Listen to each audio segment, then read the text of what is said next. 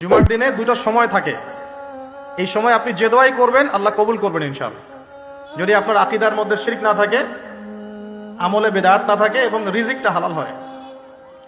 সময়টা হচ্ছে জুমার খুতবা, খতিব যে খুতবা দেওয়ার পরে নামাজ পড়ান না, খুতবার পরে নামাজ পড়ান।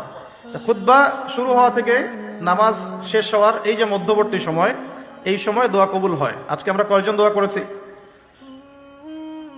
ইমাম সাহেবরা, খতিব সাহেবরা দোয়া করেছেন খুতবায়। জনগণ আমরা আরবি সম্পর্কে এতটাই অজ্ঞ যে যখন ইমাম দোয়া করেন ওইটা যে দোয়া, এই দোয়ার সাথে আমিন বলতে হবে, এটাও আমাদের জানা থাকে। প্রত্যেক মিম্বর থেকে আজকে বলা হয়েছে আল্লাহুম্মা আইজ আল ইসলাম ওয়াল মুসলিমিন।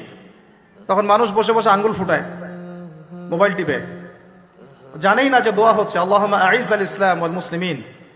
আল্লাহ ইসলাম এবং মুসলমানদেরকে তুমি ইজ্জত দাও, সম্মান দাও। ওয়াদিল্লাহ শিরক ওয়াল মুশরিকিন, প্রত্যেক খতিব বলেছেন আজকে আল্লাহ তুমি মুশরিকদেরকে এবং শিরককে অপদস্থ করো। ওয়াদাম্মির আ'দা আদ-দ্বীন, তোমার দ্বীনের যত শত্রু আছে আল্লাহ তাদেরকে ধ্বংস করে দাও। ওয়ানসুর ইবাদাকাল মুমিনিন, আল্লাহ তোমার মুমিন বান্দাদেরকে তুমি সাহায্য করো। এগুলো কি দোয়া না? দোয়া না। আরেকটা সময় জুমার দিনে আসরের ওয়াক্তের পর থেকে মাগরিব পর্যন্ত, আসরের ওয়াক্তের পর থেকে মাগরিব পর্যন্ত, এই সময়টুকুর মধ্যে দোয়া কবুল হয়।